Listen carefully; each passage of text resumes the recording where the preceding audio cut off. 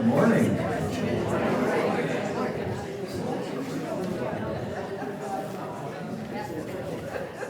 Welcome. Thank you all for coming out on this warm day.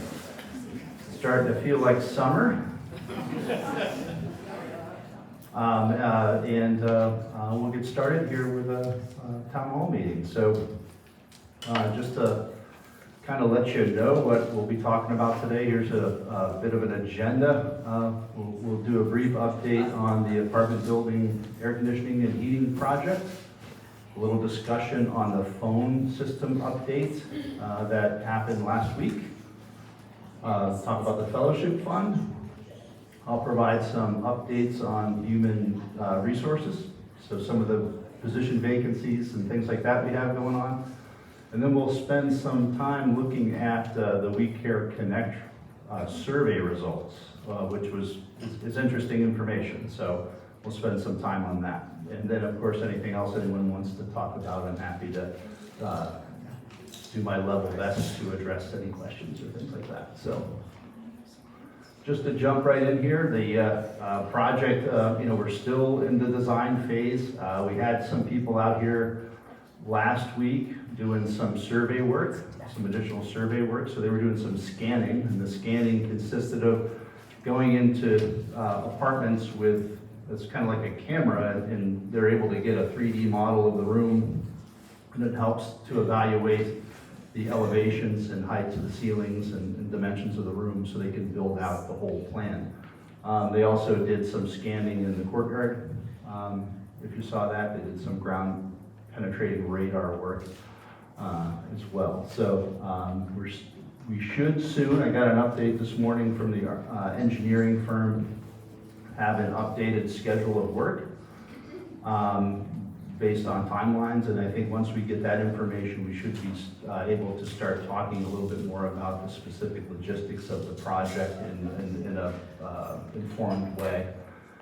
And I think I mentioned before, we do have a pre-construction agreement in place to help us with the planning, logistics, and bidding process. So work continues on that front.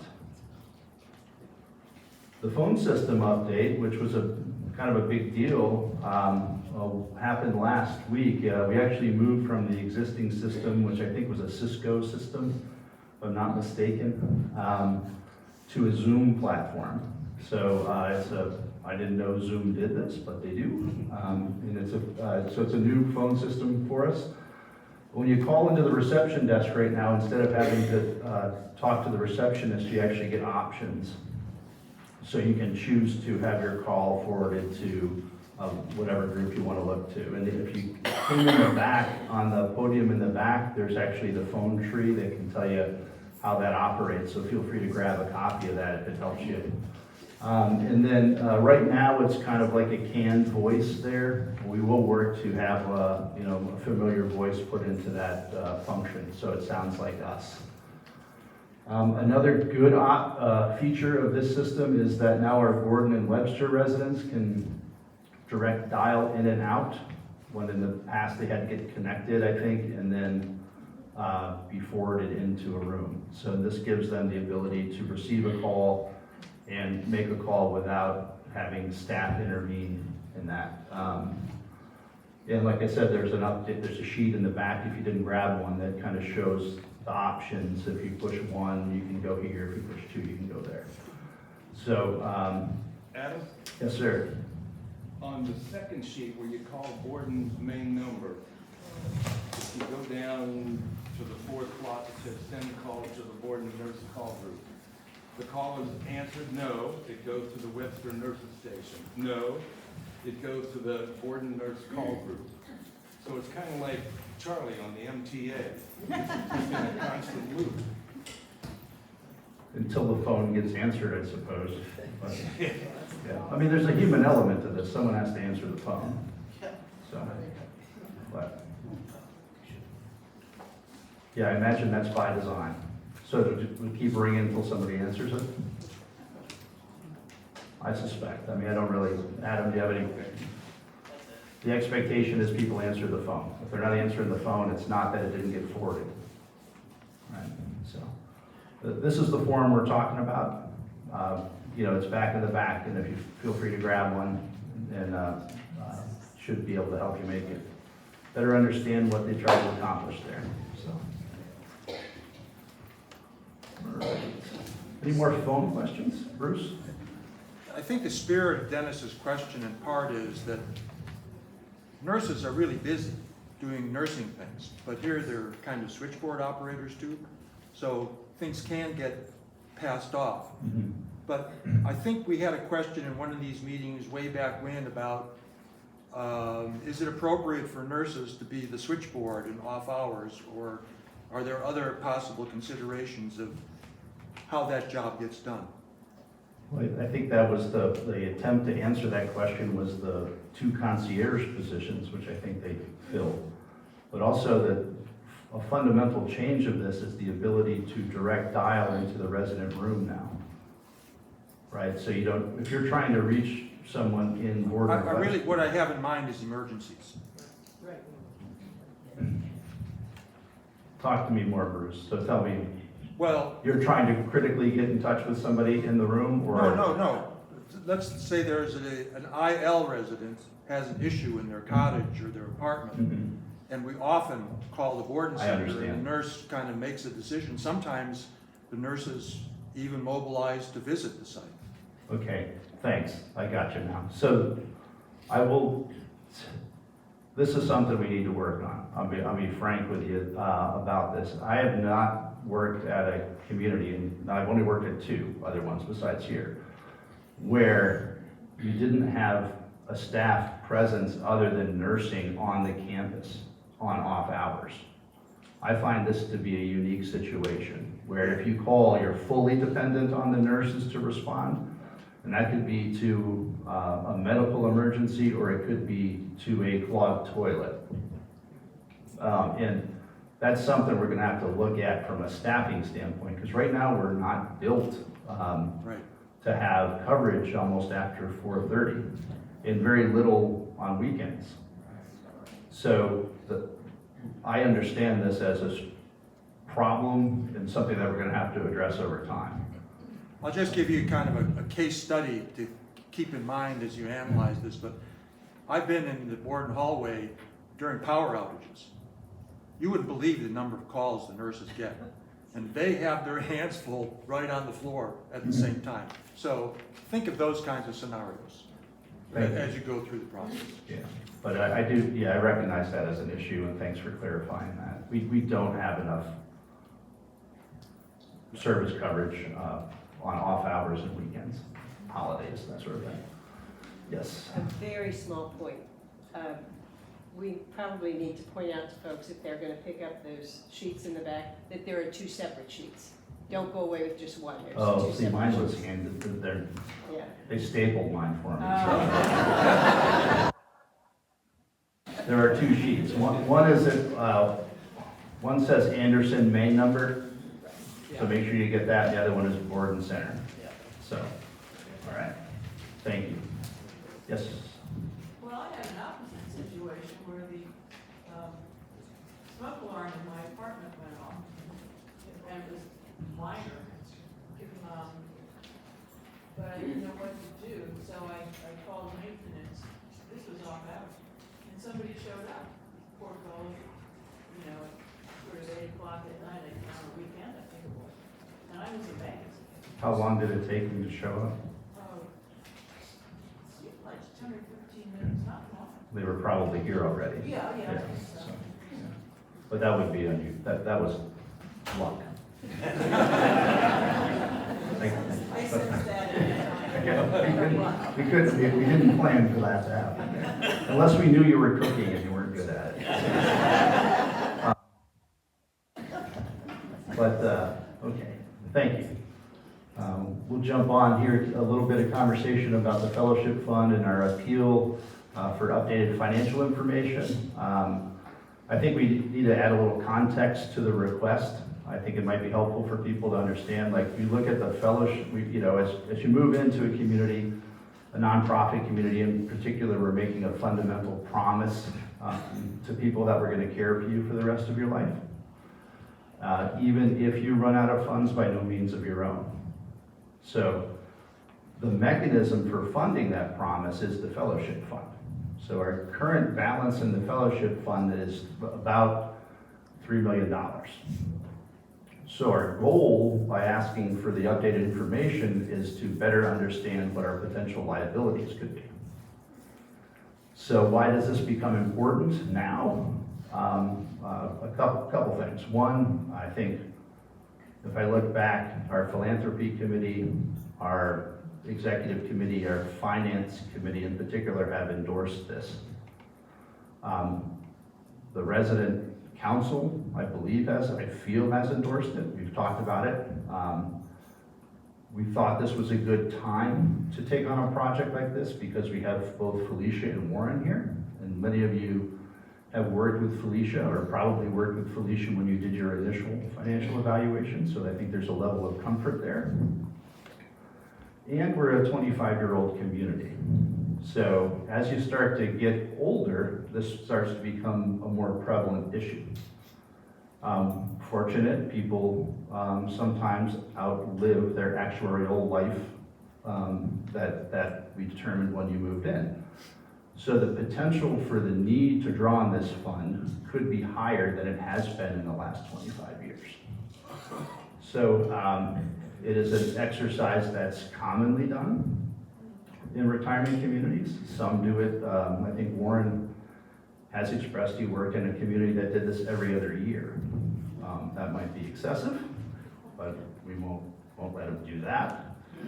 But basically, there is no, this is only a carrot. There's no stick behind this. There's nothing really we can do other than ask for your participation. And then if you have questions, that you please see Felicia. She can walk through the process with you and support you in that.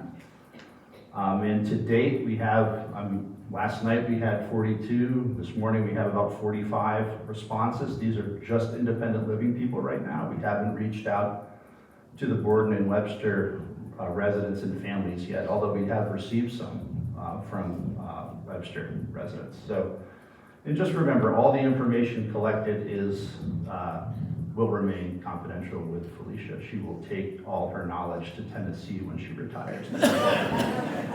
So, any questions about this? I understand that there might be some folks with some concerns, so let's put them out there and talk through it together. Yes, ma'am. Will we get any kind of personal response after they look our finances over?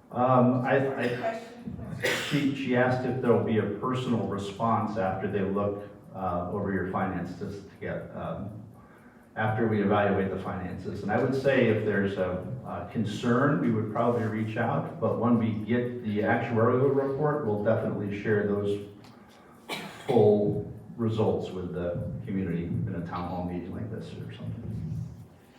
What's the deadline for that? July 17th. Yes, ma'am. Any other concerns or questions? Yes, ma'am.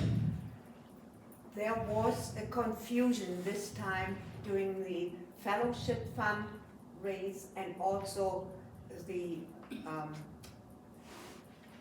staff appreciation fund. It fell together and new people here said, what is this? Which one is what? I think the timing was off. Okay, thank you. What was the question? The question was, or the statement was that there was some concern this year when we did the fellowship fund drive and the staff appreciation drive, and there was some confusion on which was which and why. So that's just probably talking to the philanthropy committee and working with the resident association to make sure that maybe there's some distance and better communication between the two initiatives. Yes. Adam, it might help people to know how many, and I understand who is all confidential, but how many people have been helped with the fellowship fund and what is the average amount? So that as we look at that money going forward and as the results of our financial updates come in, we at least have something in mind as what the driver is for this? Sure. So the question was, it would be helpful to know about what the draw on the fellowship fund is currently and maybe has been historically.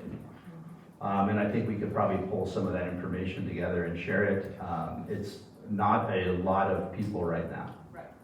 So it's not heavily drawn on. And understand that the process for doing this, right? So it's not a pass-through and it's not 100%, right? It's identifying people as they start to, as their finances start to get tight. There's a qualification process. If you're going to draw on the funds, you have to work with me and Felicia. That has to get approved, Felicia, by the executive committee of the board, not your name, just what the circumstances are. The only people who know who participate in it are the CFO and the CEO. There's a more rigorous process for showing what's going on with your finances, but it's not all of a sudden paying 100% of somebody's bill. Does that make sense? So there is a process to it. So the people we're helping now, it's not 100% of their bill.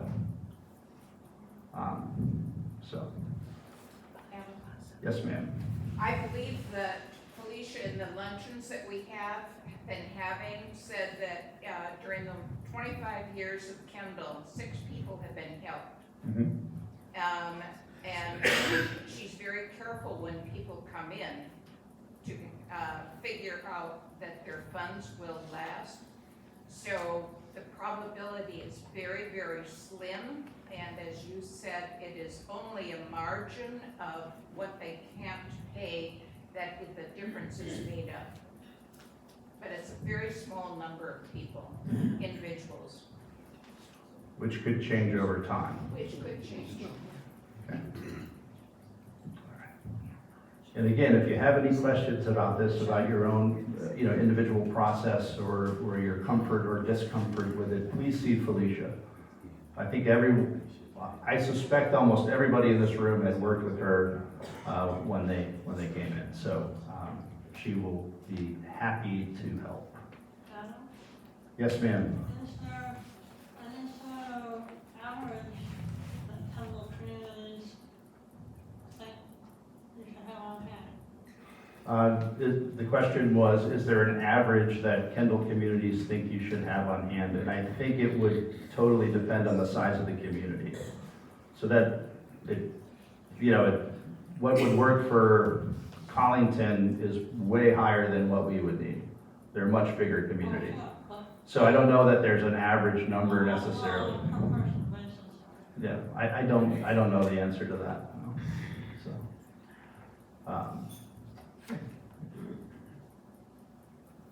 some staffing updates, some good news, some bad news here. So good news, Brittany Smith started as our resident engagement care navigator. So that was Sheridan's position. Sheridan left Friday to move to North Carolina with her husband. So we're happy for them. Josh West will start on Monday. He'll be our new director of facilities. He'll be working with Todd for a few weeks, and Todd's going to stick around and help him, a few hours here or there after that transition period. So we're thankful to Todd for making sure that there's a strong transition in that role. We're still working on the landscape manager position, although I do understand we have a few applicants, which is new, right? We haven't had any for 3 months. Maybe there's felt like working harder in the summer and then coming here and taking it easy in the winter made sense. I don't know. And then we're working on recruitment of the position for life enrichment cognitive care specialist. So we're recruiting that position with a little bit different twist. So this was Jacqueline's position as kind of the director of activities in life enrichment in the health center. We're kind of expanding what we would want that role to do, taking on a bigger wellness initiative, and also looking at how we support cognitive care across the continuum. So this is a little bit of an updated role, and it'll be a little bit different. So we're looking forward to, and I believe Adam Felbar has an interview at noon today for this role. So that's good. We also have another opening on the core leadership team. I think you saw the announcement that Madison's last day was last Friday. I'm happy to say that we have identified 4 very strong candidates for this job already, so I'm very happy about that. And we'll be working through the interview process with those 4 people, or we'll narrow it a little bit based on phone screening, but we have a cohort of people to interview who are interested and engaged in coming here to fill that role.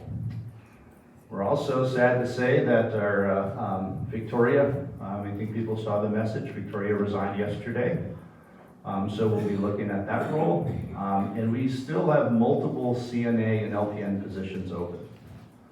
So what is, I think we talked early, I kind of got here last year at about 3 months. I went pretty hard to the hoop of saying we're gonna open 600 hall and put patients in it. Well, we need to have some nurses. So we're continuing to look at opportunities, partnering with Mountain Gateway Community College, looking at creative ways of recruiting CNAs. So we'll continue to work on that initiative, but it is a challenge. It really is. And particularly this time of year, it seems like we've even gotten into more of a drought on roles. I don't know if people are more concerned with beach trips and summer vacation and 4th of July than they are rooting up their professional careers and coming to work for us. So we'll continue to work on that as pretty aggressively. I thought it would be fun to spend a little time on the We Care Connect survey. So this is a survey that we do. I think people, I'll talk about the mechanism in which we get the information, but We Care Connect is the engagement survey or satisfaction survey we use for residents. So there are 3 surveys that people should get, basically. The first one is a welcome call survey. Close to when you first move in. Then there's a 45-day quality survey.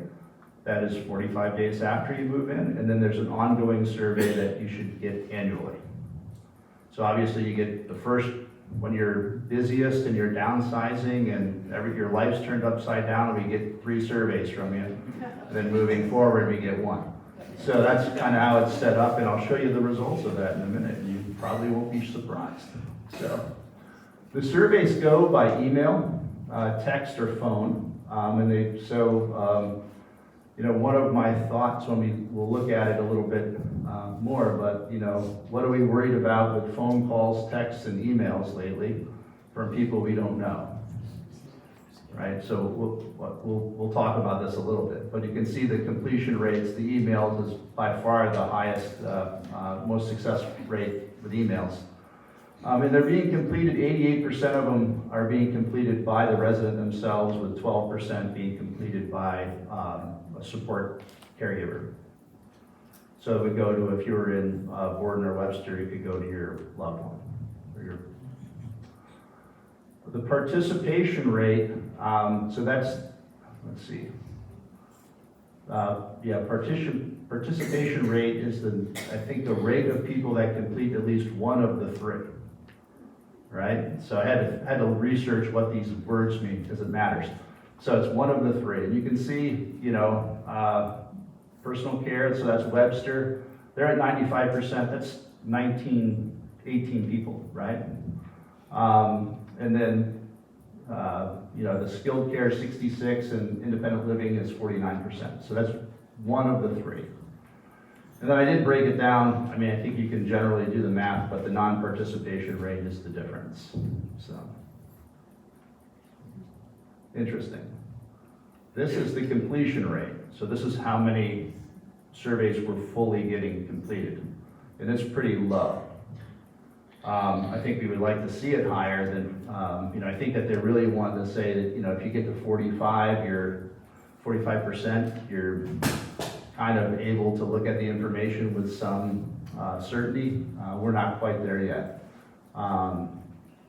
You can see the ongoing, I thought this was interesting, the ongoing calls, I think once people figure out what's going on, are a little more successful than these initial initiatives that we're doing when people are moving, right? So this might be a communication failure, just to let people know, hey, you might get a call, it's okay. You might get a text or an email, it's okay, please fill it out when you're able to. But you can see these percentages are quite a bit lower, so something to consider. Overall satisfaction, so this is not a lot of confusion on what this metric is. It's overall satisfaction in the community. So our score is right at the 50th percentile. What we have here is the ability to benchmark. So here's our peer data. It's at 84, we're at 85, puts us right in the 50th percentile. Not bad. Oopsies, a little trigger happy there. It also takes comments, which I don't know if anyone's ever used this exercise before, but you could sit in a room full of people and you can actively do a survey and words get bigger if they're used more often or they pop in. So these are pulled from the comments section to show positive feedback. So you can see we're pretty happy with ourselves as residents, that's good. Kendall, staff, good, life, you see some good words in there. I mean, I wish that that was a little bigger there, but can't have it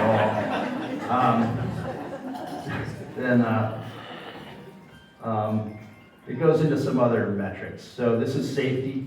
People are generally feeling really safe here in the community, so that's good. And particularly when we respond to your fire alarm in 10 minutes on a Saturday. Responsiveness. This is pretty good. So responsiveness is if you put in a comment that the system identifies as needing a response to from staff. Our staff is responding to those comments overall. So the other thing I want to make sure I point out to people is I ran all this by 12 months. So you can run it by 3 months, you can run it by 6 months, 12 months, 1 month. I ran it all looking at a year.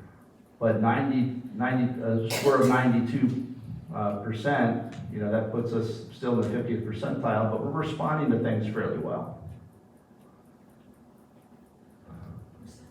This is overall satisfaction with staff. Looks like we're right in the 50th percentile here as well.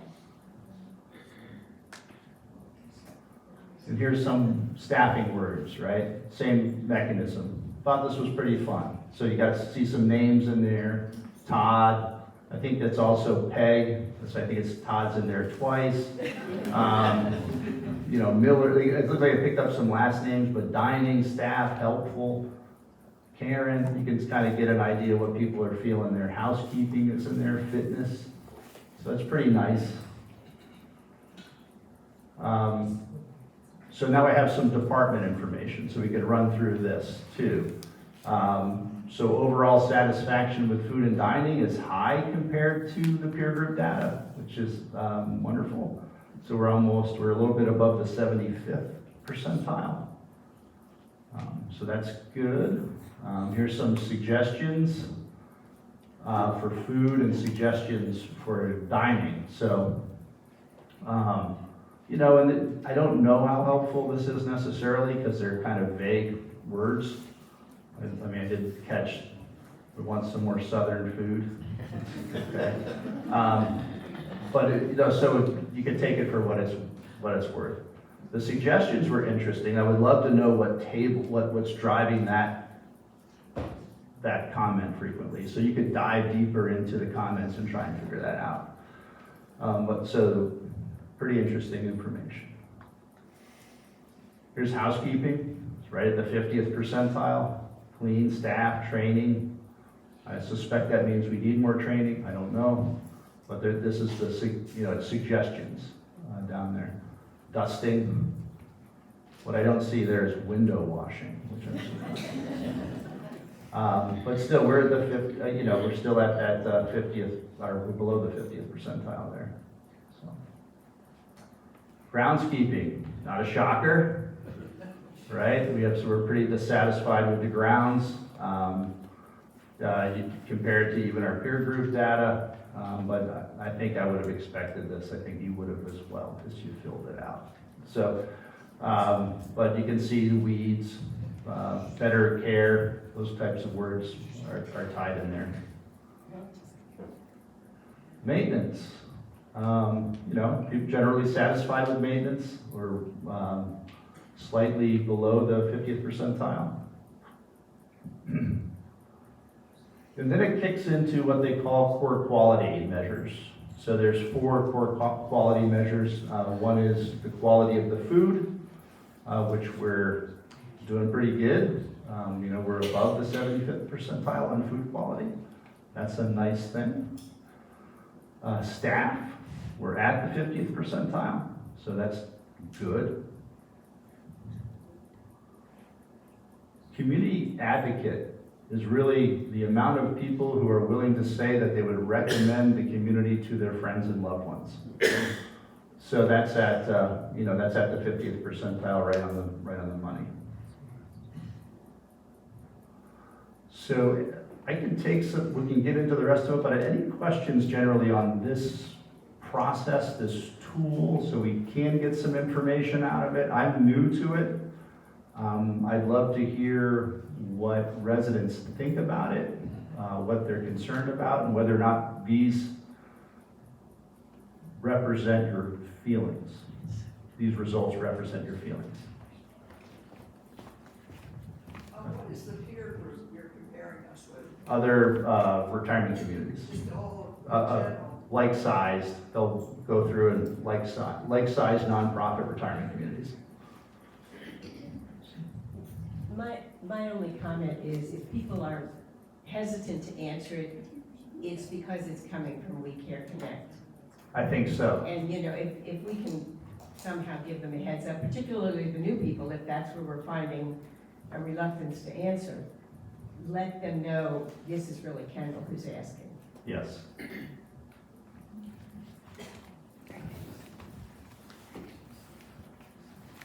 At one time, these evaluations came on the month that we moved in. So all through the year, different people were getting this survey. It was a rolling sort of thing. Is that still the case? That's still the case. So the idea behind that model is that you're kind of getting a little bit of a feel of what the community is going through at any given time. And so you could say like, boy, we did something really goofy in August because satisfaction went down a lot. That's what I'm kind of struggling with myself, is I know that there's other models for gauging resident engagement or resident satisfaction that do one survey at once. And when you use that model, it's a push out. It's kind of like we did the staff engagement survey, where we're announcing it, you're expecting it, you hope to drive participation, but you get a snapshot on what people are feeling in probably about a 3-month period, like the month they're in and a couple months earlier.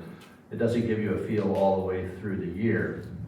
So I'm kind of struggling with whether or not this is working for us. And by gauging the audience, I feel like it's okay. I think if we could get more communication out and get more participation, I think we could look at it a little bit stronger. Yes, sir.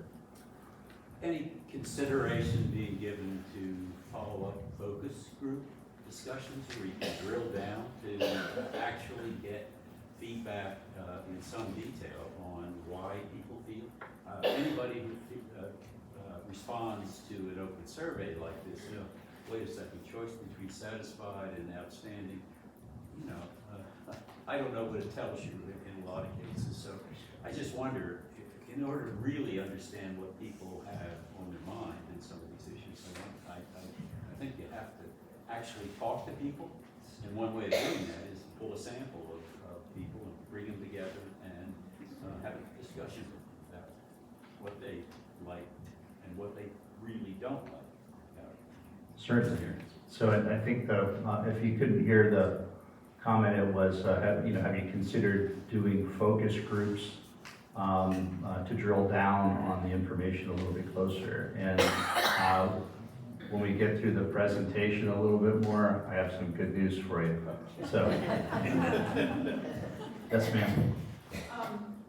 I'm one of the rare people that enjoys doing surveys, so I kind of look for them coming up in my email. I don't recall getting a text to this, and I'm wondering, did they go to residents, to the residents, or to individuals? So if there's two people in a home, I'm unsure. I'll be honest with you. I'm unsure if I'm unsure if they're going to individuals or if you both get them. Okay.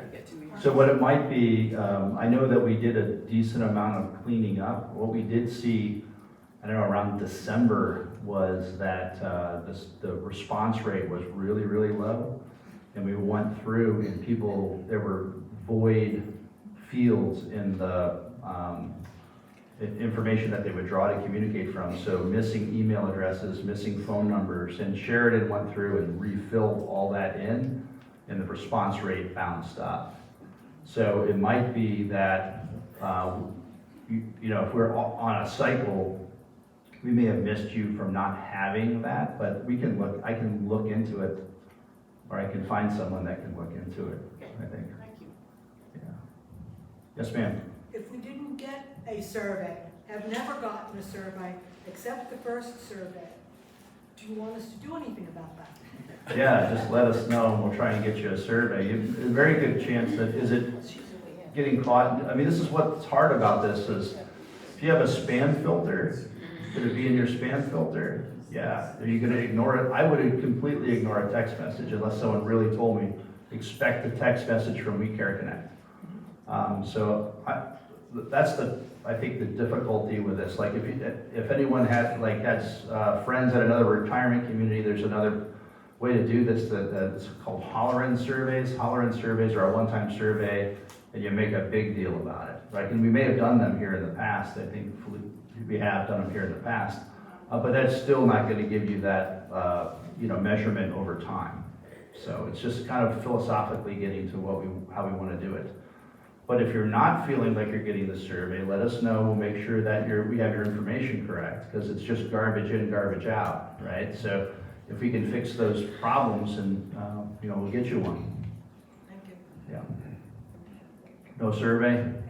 I would like to see a show of hands of people who did not get the survey. I did, several of them. Okay.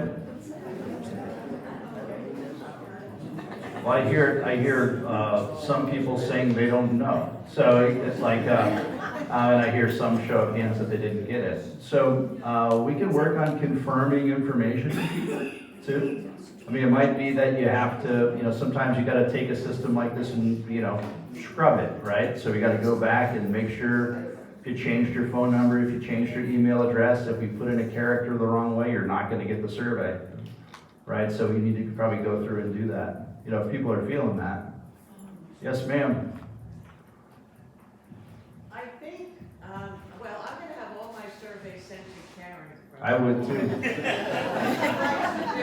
don't know about anybody else, but if I go to Walmart and buy a frying pan, I get an email about, how was your visit, and I think people kind of, even if they're looking at something like that, they think this is something like that unless they know it's coming, it's gonna be, I don't wanna do another survey. I mean, as soon as somebody says to me, do you wanna take a survey after this, my answer is no. So many of them. I suspect if you're dissatisfied, you let them know right away. I probably already told somebody. Right. Okay. Good. All right, so it looks like we got some work to do here, so. But I suspected that by looking at the data. I feel like we have a very engaged community. And when you look back and you see, what was it, 34, 36% response rate? That seems low for us. I mean, look at the group of people that showed up today just to hear me talk about it. So it doesn't represent what I feel. So there's probably a system problem here. Good reason to share the information. So moving along, couple opportunities here, just to let you know about that.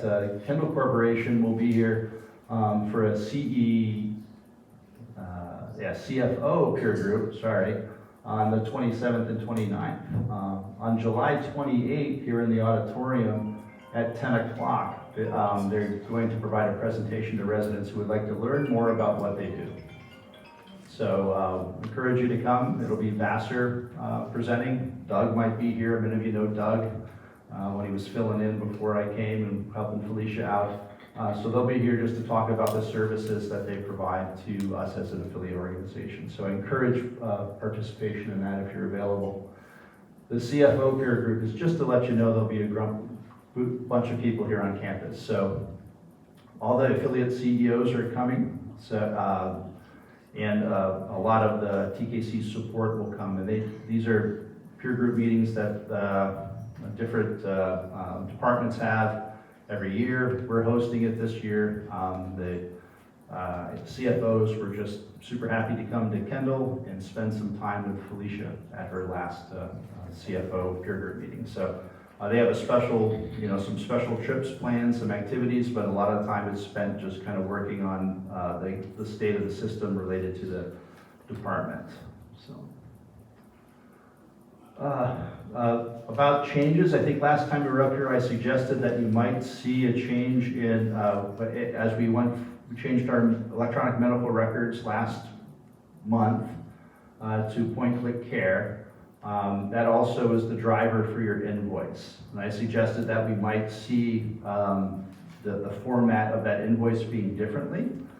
It's not going to happen this cycle, it'll happen next cycle. And before we do that, you'll get a memo from Warren that kind of explains it and gives you an example of what the new one looks like. So we don't want to kind of just send a bunch of new stuff out and have people say, what is this and who did it come from, and have the new Kendall at Lexington logo on it, and it'll look different, and you'll throw it in the garbage. I'm joking, that was a joke about the text messages. So, but expect that change, expect to see that memo, but it won't happen in the next invoice cycle. I think many of you have participated last year. I had some small group meetings. I had such a great time with that, and I think they were well received by y'all. I'd like to do them again. So look for announcements from Stephanie. So we try to keep the groups between 8 and 10 people. We'll sit, have a cup of coffee, and talk about what's on your mind. I think, if it's about, if you want to talk about your thoughts on dining services, the community, whatever it is, it's open to what's on your mind and what you feel like talking about. And I think it's a great way to communicate. So if look for those dates for July and August, and please sign up. Look forward to spending some time in small groups talking with you. So last year we spent a lot of time talking about what people's Kendall stories were, and I think that was really, really fun. So I don't, some people have I lived in Lexington and I always knew I'd moved to Kendall, and then some people had these stories about driving through and just stopping in and driving over the hill over here and saying, oh, I'm gonna move here. So they were really, really good stories. So it's just some time to spend together. So look for those dates, and I will take any questions. All right, bye. Yes, ma'am. I was thinking, when you're talking about, I'm the same kind of person. I won't open an email or a text. I won't open an email or a text I don't recognize. It goes right away. However, we're used to seeing things from Stephanie. Mm-hmm. And so if something comes from Stephanie that says, look for this, it'll be coming from this, then we might, or alternatively, put notes in the mailboxes. Because we don't think, strangers aren't going to come in and pack the mailboxes with junk. It would be a way of sort of letting us know that it's real and we should pay attention to it. I'd say that the U.S. Post Office packed the mails with junk, right? They didn't everyone get an invitation to join the mail service? I mean, the cup, the cubbies, the internal. I think what we rely on the system to let us know, if I understand this correctly, the ability to intervene between We Care Connect and the community member is resisted by We Care Connect. So I'm not sure this is the best platform. I'm just telling you right now, I'm just 100% not sure. But I thought the information was worth sharing. We try to collect it. Collecting information and not sharing it seems like a waste of time. So I thought it was worth sharing where we are. I am not convinced that this is the best way to engage, to recognize engagement or satisfaction. So, yes, ma'am. Isn't it difficult to expect that Stephanie would send out messages wouldn't it be difficult for Stephanie to send out messages because those surveys come around the anniversary of our move-in date? So it's different. It's not as if it's coming in one batch for everyone. I mean, mine probably comes in December. I fill it out whenever it comes because, much like Karen, not only do I enjoy surveys, but since I taught it for 40-some odd years, I critique it. That would be a surprise to many of you. But the fact that they're staggered means that Stephanie can't really send out a message that says, expect the We Care survey the week of July 15th. Yeah, the only, whoop, is that loud now? The only way it would work is if the people at We Care Connect would tell us who they were gonna send them to. And that's what I'm telling, like, there's a resistance to try and get that information. So it's a little difficult, and I know this is a point of conversation with other CEOs and other. I think my battery is dead. I guess it's time to go. Hello? Still there? Okay. I don't know that this is the best, like I said, I'm not married to this system. I think it is the one we have, right? Let's go, turn it off. There, is it off? How about now? Better? So we probably have some work to do here, but we are evaluating and talking about whether or not there's better systems at the affiliate level. So, all right. I will hang around up here. If there's any other questions, I'm happy to, hang out for a little bit and take them. But again, I really appreciate the time. Have a lovely July.